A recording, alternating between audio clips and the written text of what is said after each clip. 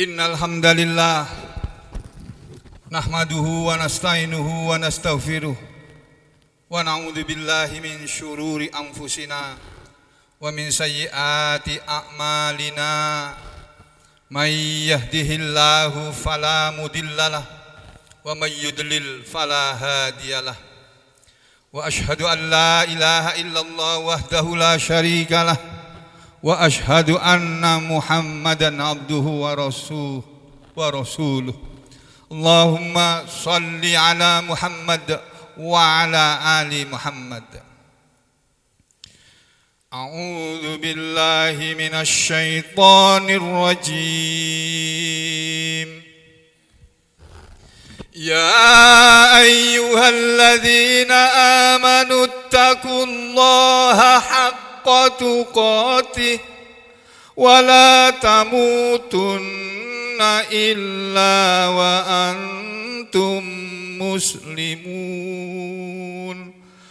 wa'tasimu bihablillahi jami'an wa la tafarraqu wadhkuru ni'matallahi 'alaikum إذ كنتم أعداء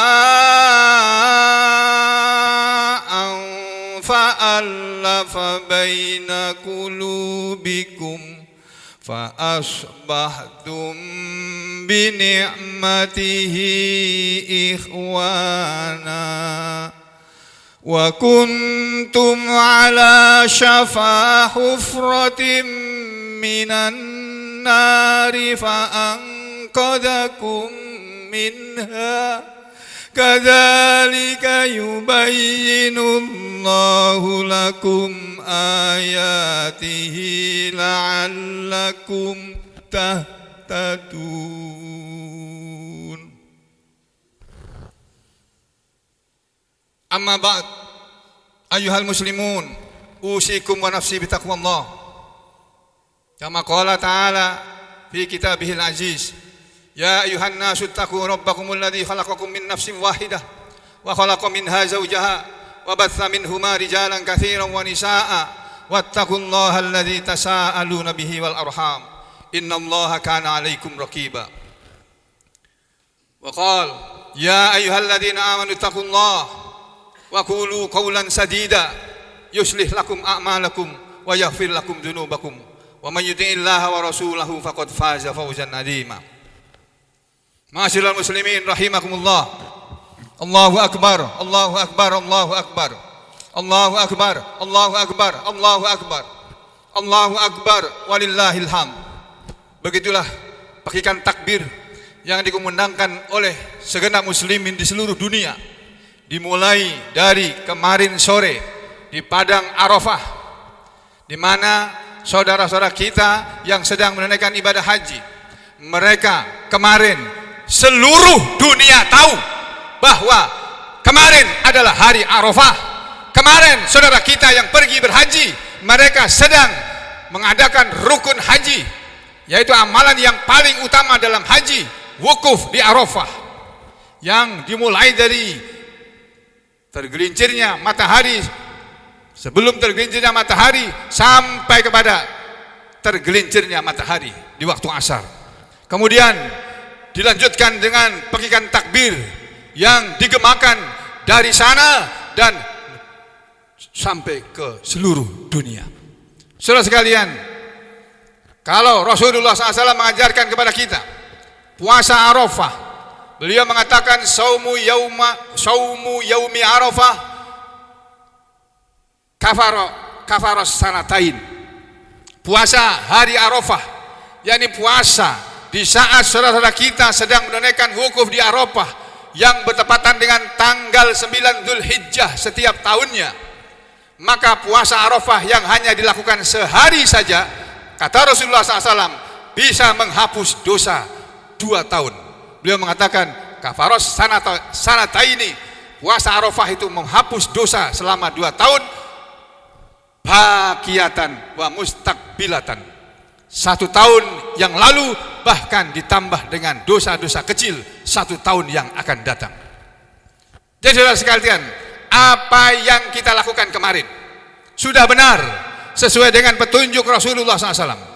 Di saat orang-orang yang menunaikan ibadah haji sedang wukuf di Arafah, kita masih diberi kesempatan oleh Allah beramal dengan amalan yang juga tidak kalah manfaatnya, yakni menghapus dosa selama 2 tahun. Dan beliau mengatakan, para sahabat mengatakan, naha Rasulullah sallallahu alaihi wasallam sauma yaumi Arafah bi Arafah. Rasulullah SAW melarang orang berpuasa Arafah di Arafah. Puasa Arafah hanya dilakukan oleh mereka yang tidak sedang melaksanakan ibadah haji, dan waktunya bertepatan dengan saatnya saudara kita melakukan wukuf di Arafah.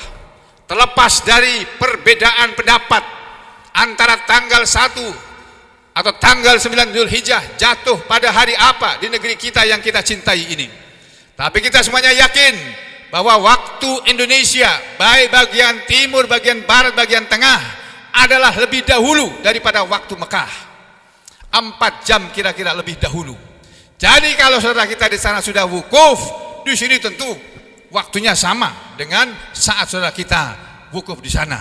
Sama seperti hari ini adalah hari Jumat, saudara kita melaksanakan ibadah Jumat, 4 sholat Jumat di waktu 4 jam yang lalu, kita melaksanakannya 4 jam kemudian, tapi harinya sama. Jadi saudara sekalian, jangan terkecoh oleh omongan sebagian orang yang wallahu a'lam, kita tidak tahu apa maksudnya, tapi kita semuanya tahu bahwa ada perbedaan pendapat dalam pelaksanaan Idul Adha tahun ini, bahkan beberapa tahun yang lalu pun terjadi. Saudara sekalian, mengenai perbedaan pendapat tidak bisa kita hilangkan. Itu akan terus ada sampai hari kiamat. Maka berusahalah kita berhati-hati dalam hidup ini. Berhati-hati adalah kata lain dalam Al-Quran, bertakwa kepada Allah. Tadi di permulaan khutbah dibacakan firman Allah yang terkenal, yang selalu dibaca oleh Rasulullah SAW setiap kali beliau berkhutbah, baik khutbah nikah maupun khutbah Jum'ah. Maka hadis itu terkenal dengan hadis yang mengajarkan tentang khutbah Rasulullah SAW, dikenal dengan nama khutbatun hajah. Jadi saudara sekalian, Allah Subhanahu wa taala berfirman, ya ayyuhalladzina amanu, wahai orang-orang yang beriman. Yang saudara bisa baca ayat tersebut terdapat di dalam Al-Quran surat Ali Imran, surat yang ketiga ayat 102. Allah menyatakan, ya ayyuhalladzina amanu, wahai orang-orang yang beriman. Yang dimaksud dengan orang-orang yang beriman, kata para ulama, seluruh mufassirin mereka menyimpulkan, ya ayyuhalladzina amanu billah wattaba'u rasulah. Wahai orang-orang yang beriman, yakni beriman kepada Allah dan mengikuti Rasulnya. Ittaqullaha haqqa tuqatih, bertakwalah kalian kepada Allah, bertakwalah kalian semua hai orang-orang yang beriman kepada Allah, haqqa tuqatih, dengan sebenar-benar ketakwaan kepadanya. Yang dimaksud dengan kita diperintah oleh Allah bertakwa kepada Allah, yakni berhati-hati dalam hidup ini, jangan sampai menerjang larangan Allah, dan berhati-hati dalam hidup ini, jangan sampai kita meninggalkan perintah Allah. Maka bertakwalah kepada Allah dengan sebenar-benar takwa kepadanya, maksudnya adalah khafu rabbakum haqqal makhafah, takutlah kalian semua kepada Tuhan kalian Allah dengan sebenar-benar takut. Wa dzalika bittiba'i awamirihi wajtinabi nawahihi, dan takut kepada Allah atau takwa kepada Allah dengan sebenar-benar takwa adalah dengan cara mengikuti perintah-perintahnya untuk dilaksanakan dan menjauhi larangan-larangannya untuk ditinggalkan. Wa syakarahu ala ni'amihi, dan bersyukur kepada Allah atas segala nikmatnya. Walaupun kehidupan di hari-hari ini banyak masyarakat Indonesia dalam keadaan susah, sehingga korban yang akan kita lakukan pada hari ini pun jumlah binatang kurbannya berkurang, karena memang kehidupan sedang sulit. Kenapa kehidupan sulit? Karena manusia itu sendiri yang bikin sulit. Allah sudah menyediakan cara yang baik untuk mengatur segala sesuatu, termasuk mengatur rumah tangga. Dari mengatur rumah tangga sampai kepada mengatur masyarakat, mengatur negara, Allah sudah ajarkan kepada kita melalui Al-Quran, bahkan dijelaskan dan dipraktekkan oleh Rasulullah SAW dalam kehidupan beliau. Tetapi kita lebih suka mengikuti orang-orang barat yang tidak jelas dari mana mereka mengambilnya. Saudara sekalian, di bagian berikutnya Allah Ta'ala mengatakan wala tamutunna illa wa antum muslimun. Dan janganlah sekali-kali kalian mati kecuali kalian ketika mati benar-benar dalam keadaan sebagai muslim. Maksudnya adalah kalimat ini wastamsiku bidinikum, dan berpegang teguhlah kalian semua dengan agama kalian al-Islam ini haqqo hatta ya'tiyakumul maut, sampai datang kepada kalian kematian wa antum ala dzalik, dan kalian dalam keadaan seperti itu. Jadi saudara sekalian, Allah mengajarkan kepada kita bahwa hidup ini adalah untuk beribadah, bukan untuk main-main, bukan untuk mencari duit, bukan untuk mencari jabatan, bukan untuk mencari popularitas, bukan untuk mencari pujian dan pujaan dari manusia, tapi melaksanakan segala perintah Allah dan meninggalkan segala larangan Allah. Itu kita lakukan karena ketakutan kita kepada Allah dan karena kita menginginkan keridhaan Allah, bukan keridhaan penguasa, bukan keridhaan masyarakat, bukan keridhaan nusa dan bangsa, bukan keridhaan siapapun. Yang kita cari dalam hidup ini hanya satu, ridho Allah. Kalau kita sudah dapatkan ridho Allah, maka Allah lah yang akan masukkan kita ke dalam surganya. Saudara sekalian, rahimakumullah, bagian yang kedua dari ayat yang dibaca di permulaan khutbah tadi adalah ayat 103 dari surah Ali Imran. Allah Subhanahu wa taala menyatakan wa'tasimu bihablillahi jami'a, dan berpegang teguhlah kalian semua dengan tali Allah bersama-sama. Berpeganglah kalian semua, hai orang-orang yang beriman, dengan tali Allah bersama-sama, yakni berjamaah. Ibnu Katsir menerangkan makna ayat ini adalah amarahum bitaqwallah, Allah menyuruh mereka orang-orang beriman untuk takwa kepada Allah, wa amarahum bil jamaati, dan Allah menyuruh mereka berjamaah, wa nahahum anit tafriqati. Kata Ibnu Katsir kalimat wala tafarraqu wa tasimu bihablillahi jami'a, dan berpegang teguhlah kalian semua dengan tali Allah, maksudnya adalah wa tamassaku ayyuhal mu'minun, dan berpegang teguhlah wahai orang-orang beriman bihablillah, dengan tali Allah, maksudnya bil kitabi was sunnah, berpegang teguhlah kalian semua dengan Al-Quran dan As-Sunnah. Kemudian wala tafarraqu, dan janganlah kalian berpecah belah, bercerai-berai, maksudnya wala tartakibu, dan janganlah kalian menjalani mayuqiukum fit tafarruq, sesuatu yang bisa menjatuhkan kalian semua ke dalam perpecahan. Jadi saudara, Islam mengajarkan kepada kita persatuan, bukan perpecahan dalam segala hal. Melakukan sholat saja kita disuruh berjamaah, melakukan ibadah haji juga berjamaah, ada amirul hajnya. Dalam sholat 5 waktu ada imamnya. Demikian juga dalam pelaksanaan ibadah kurban harus ada imamnya, dan imamnya lah yang akan menyembelih kurban terlebih dahulu sebelum orang lain menyembelihnya. Jadi saudara sekalian, sidang Idul Adha rahimani wa rahimakumullah, Allah menyuruh kepada kita agar kita ini jangan berpecah belah. Jadi jangan melakukan sesuatu, jangan melakukan sesuatu yang akan menyebabkan kita berpecah belah. Dalam segala hal, dalam rumah tangga kita bersatu, di dalam masyarakat kita harusnya bersatu, dan di dalam negara ini pun harusnya kita bersatu. Jangan mau dipecah belah. Orang Islam semuanya harus bersatu, harus bersatu. Kalau orang Islam tidak bisa dipecah belah, para habaib tidak dipecah belah, para ormas-ormas Islam tidak dipecah belah, NU tidak dipecah belah, Muhammadiyah tidak dipecah belah, Salafi tidak dipecah belah, dan seluruh muslimin tidak dipecah belah, maka Indonesia Jaya akan segera terwujud, tidak usah menunggu tahun 2045. Tapi kalau saudara tidak menjalankan apa yang Allah ajarkan dan apa yang Rasulullah SAW ajarkan kepada saudara, jangan mimpi Indonesia akan menjadi Indonesia yang hebat atau Indonesia yang jaya di tahun 2044, 2045 nanti. Jangan pernah mimpi, karena itu hanyalah utopia belaka. Dan saudara sekalian, sidang Idul Adha rahimani wa rahimakumullah.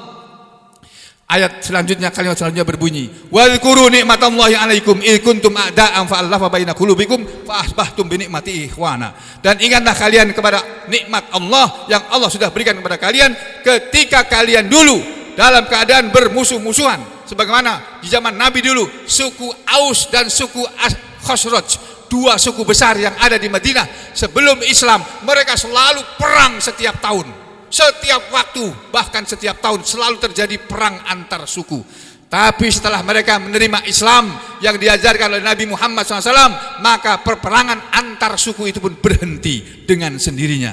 Inilah yang dimaksud dengan firman Allah, ingatlah dulu kalian dalam keadaan berpecah belah, bermusuh-musuhan, fa'allafa baina qulubikum, lalu Allah melembutkan hati-hati di antara kalian, fa'asbahtum bi ni'matihi ikhwana, lalu jadilah kalian semua dengan sebab nikmat Allah menjadi bersaudara. Maksudnya kata para ulama, wadhkuru in'amallahi alaikum, dan ingatlah kalian hai orang-orang beriman kepada nikmat-nikmat Allah kepada kalian, hina kuntum a'daan, ketika kalian dulu bermusuh-musuhan, qoblal Islam, sebelum Islam datang dibawa oleh Nabi Muhammad SAW, tatakotaluna, kalian suka berperang, saling berperang, ala aqallil asbab, hanya karena sebab-sebab kecil, hanya karena saling mengejek terjadi perang antar daerah, antar suku, hanya karena salah ngomong, hanya karena hal yang sepele terjadi perang. Fa jama'a baina qulubikum bil Islam, lalu Allah mengumpulkan hati kalian, mendamaikan hati kalian dengan Islam, karena memang Islam adalah agama yang mengajarkan kedamaian, bukan mengajarkan permusuhan.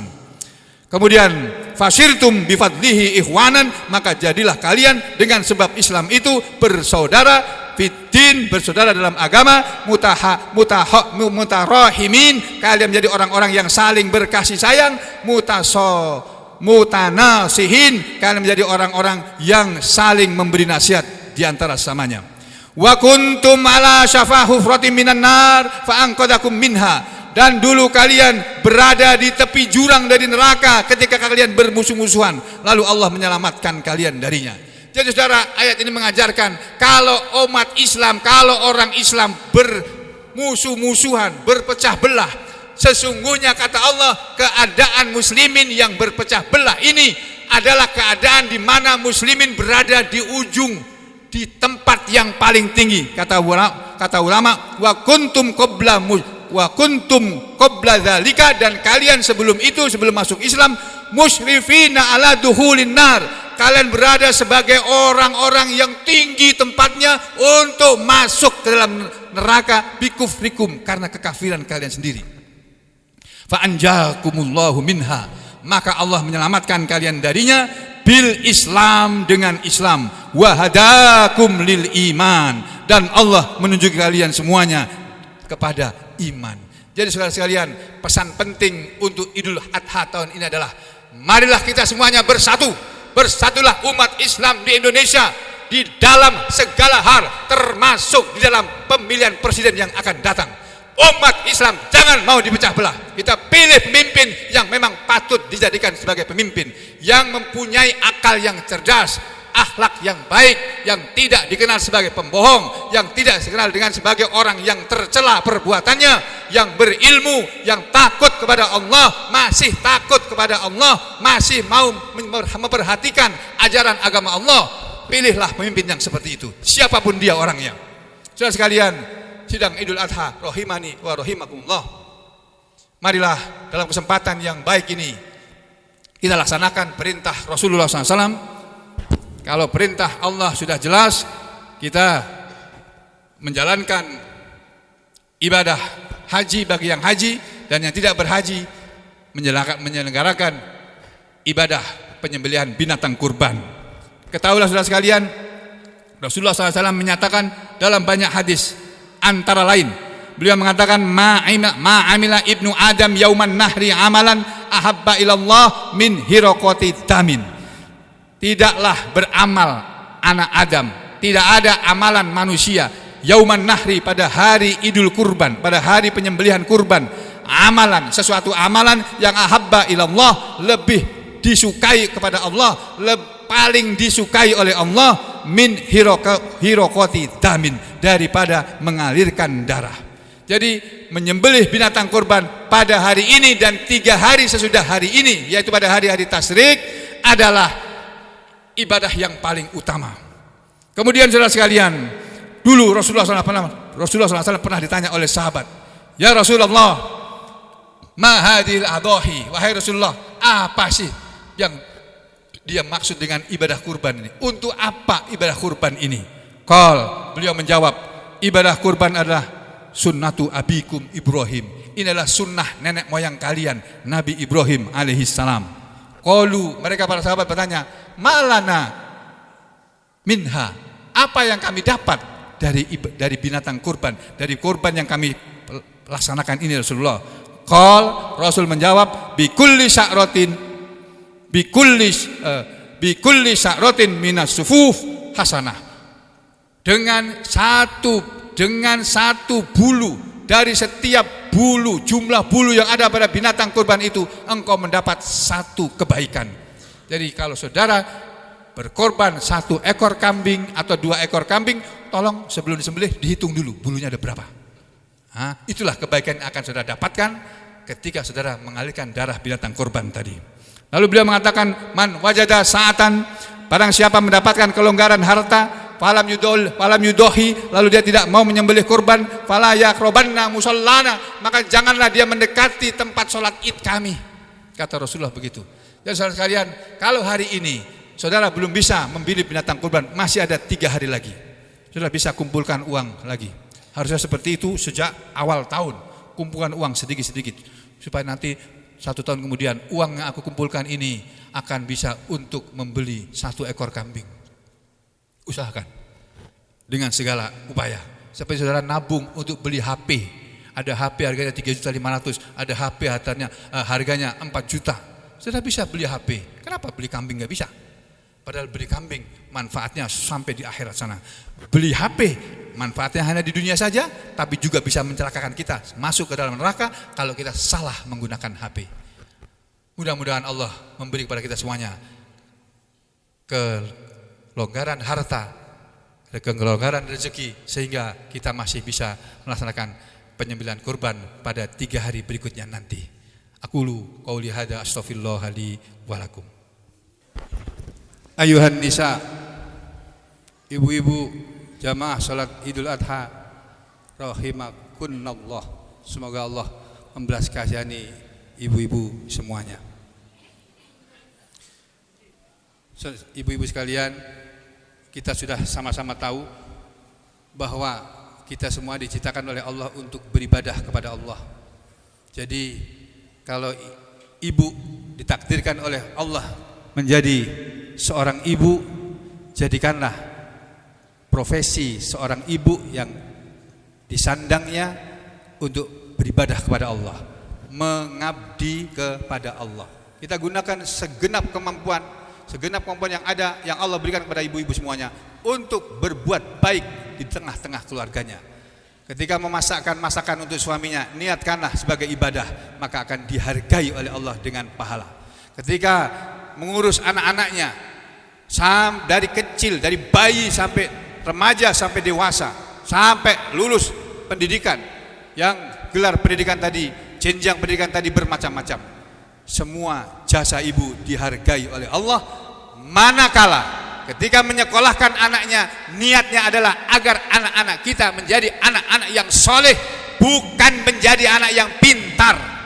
Karena kalau seorang anak adalah anak yang soleh, pasti dia akan pintar. Tapi kalau anak yang pintar, belum tentu akan bisa menjadi anak yang soleh.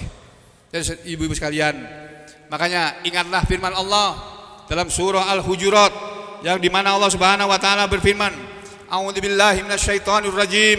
Ya ayyuhalladzina amanu la yashar qaumun min qaumin asa ayyakunu khairam minhum wala nisa'um min nisa'in asa ayyakunna khairam minhun wala talmizu anfusakum wala tanabazu bil alqab bi'sal ismul fusuqu ba'dal iman wa man lam yatub fa ulaika humudz zalimun. Allah berfirman, ya ayyuhalladzina amanu, wahai orang-orang yang beriman, la yashar qaumun min qaum, janganlah kaum laki-laki itu saling menghina kepada kaum laki-laki yang lain. Asa ayyakunu khairam minhum, boleh jadi mereka yang kalian hina, hai kaum laki-laki, para laki-laki menghina mereka, boleh jadi yang kalian hina itu adalah orang-orang yang justru lebih baik daripada kalian yang menghina. Demikian juga Allah mengatakan, wala nisaun, dan janganlah para wanita itu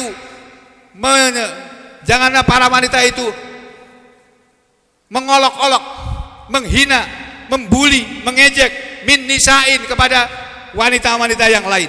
Asa boleh jadi ayyakunna, bahwasanya mereka para wanita yang kalian bully, kalian hina, kalian rendahkan, kalian ejek, justru mereka itu khairon min hunna, mereka keadaannya lebih baik daripada mereka yang menghinanya. Jadi kita jangan suka mengejek, merendahkan orang lain. Ini ajaran Islam, sama dengan sabda Rasulullah sallallahu alaihi wasallam. Beliau mengatakan, al muslim man salimal muslimuna min lisanih wa yadih. Al muslim, orang muslim adalah man, orang yang salimal muslimun, orang-orang muslim lainnya selamat, min yadihi, min lisanihi wa yadihi, dari gangguan lidahnya, mulutnya, dan dari gangguan tangannya. Artinya ibu sekalian dan juga bapak-bapak di belakang sana, kita semua ini baik laki-laki maupun perempuan diperintahkan oleh Rasulullah SAW agar menjaga lisan kita. Jangan sampai lisan kita mencela saudara kita sesama muslim tanpa alasan yang hak, tanpa alasan yang benar, apalagi menghina, merendahkan mereka. Karena orang muslim adalah orang yang orang muslim lainnya selamat dari gangguan mulutnya dan dari gangguan tangannya. Jadi kita tidak boleh memukul orang muslim yang lainnya tanpa alasan hukum yang dibenarkan oleh Allah dan Rasulnya. Maka dari itu, ibu-ibu rahimakunallah, semoga Allah membalas kasihan ibu-ibu sekalian. Seorang ibu sangat dihormati. Seorang wanita, setiap ibu, kedudukannya dalam Islam adalah sangat dihormati. Karena Allah sangat menghormati para wanita, maka agama Allah, syariat Allah yang bernama Al-Islam tidak mengizinkan setiap ibu seorang atau setiap wanita untuk berkeliaran di jalan-jalan dengan tanpa menutup auratnya, dengan tanpa menjaga kecantikannya terlihat oleh orang lain yang tidak berhak melihatnya. Jadi itulah yang diajarkan oleh Islam. Bukan karena Islam mengekang para wanita dengan pakaian jilbab, tidak, enggak sama sekali. Jangan salah sangka dan jangan salah paham. Justru Allah memuliakan, mengagungkan setiap wanita dengan syariatnya. Dan ketahuilah Rasulullah SAW mengatakan, al-jannatu tahta aqdamil ummahat, surga berada di bawah telapak kaki para ibu. Itu bukan sesungguhnya, itu hanyalah kiasan. Jadi kalau saudara lihat telapak kaki ibunya di bawah situ, enggak ada surga di situ. Ya, surga berada di bawah telapak kaki ibu. Itu artinya para anak-anak hendaknya mentaati ibunya. Anak laki-laki maupun anak wanita lebih dahulu diperintahkan oleh Rasulullah SAW untuk mentaati ibunya 3 kali lebih besar daripada kepada bapaknya. Ketaatan kepada ibu sangat diutamakan daripada ketaatan kepada seorang bapak. Karena bapak bisa salah, bisa keliru. Imamnya tadi baca saja salah, padahal biasanya nggak pernah salah. Karena apa? Ya tadi mulut ini bisa salah. Tapi kalau kita mau minta ampun kepada Allah, mau meminta maaf kepada Allah, maka Allah adalah Al-Ghafur Ar-Rahim, Maha Pengampun, Maha Penyayang. Dan sebentar lagi ibu-ibu, kita semua akan menyelenggarakan penyembelihan binatang kurban. Sebagian dari ibu-ibu ada yang masuk ke dalam panitia yang punya tugas masing-masing. Marilah kita semuanya, baik para bapak-bapak atau ibu-ibu yang menjadi panitia, laksanakanlah ibadah kurban ini dengan baik, dengan jujur, dengan sebenar-benarnya. Jangan mengambil yang bukan haknya. Laksanakanlah kurban sebaik-baiknya, seluruh-luruhnya, maka Allah akan mengganti binatang kurban yang saudara kurbankan tadi dengan jumlah kebaikan yang sebanyak dengan jumlah bulu binatang kurban tersebut. Innallaha wa malaikatahu yusholluna 'alan nabi ya ayyuhalladzina amanu shallu 'alaihi wa sallimu taslima. Allahumma shalli ala Muhammad wa ala ali Muhammad kama shallaita ala ali Ibrahim wa barik ala Muhammad wa ala ali Muhammad kama barakta ala ali Ibrahim fil alamin innaka Hamidum Majid. Warhamna ma'hum bi rahmatika ya arhamar rahimin. Allahumma ighfir lil mu'minina wal mu'minat wal muslimina wal muslimat al ahya'i minhum wal amwat innaka sami'un qaribun mujibud da'wat wa ya qadiyal hajat. Rabbana ighfir lana wa liwalidina wa lil mu'minina yauma yaqumul hisab. Rabbirhamhuma kama rabbayani shaghira. Rabbana zalamna anfusana wa illam taghfir lana wa tarhamna lanakunanna minal khasirin. Rabbana la tuzigh qulubana ba'da idh hadaitana wa hab lana min ladunka rahmah innaka antal wahhab. Rabbana hab lana min azwajina wa dhurriyyatina qurrata a'yun waj'alna imam. Rabbana la tu'akhidna in nasina aw akhtana. Rabbana wa la tahmil alaina isran kama hamaltahu alal ladina min qablina. Rabbana wa la tuhammilna ma la taqata lana bih wa'fu anna waghfir lana warhamna anta maulana fansurna alal qaumil kafirin. Allahumma alif baina qulubil muslimin. Allahumma alif baina qulubil muslimin. Allahumma alif baina qulubil muslimin. Allahumma alif baina qulubil mu'minin. Allahumma alif baina qulubil mu'minin. Allahumma alif baina qulubil mu'minin. Innahu la allafa baina qulubihim illa anta ya arhamar rahimin. Rabbana atina fid dunya hasanah wa fil akhirati hasanah wa qina adzabannar. Wa sallallahu ala sayyidina Muhammadin wa ala ali sayyidina Muhammad walhamdulillahi rabbil alamin. Tasaddaqu tasaddaqu tasaddaqna tasaddaqna. Assalamualaikum warahmatullahi wabarakatuh.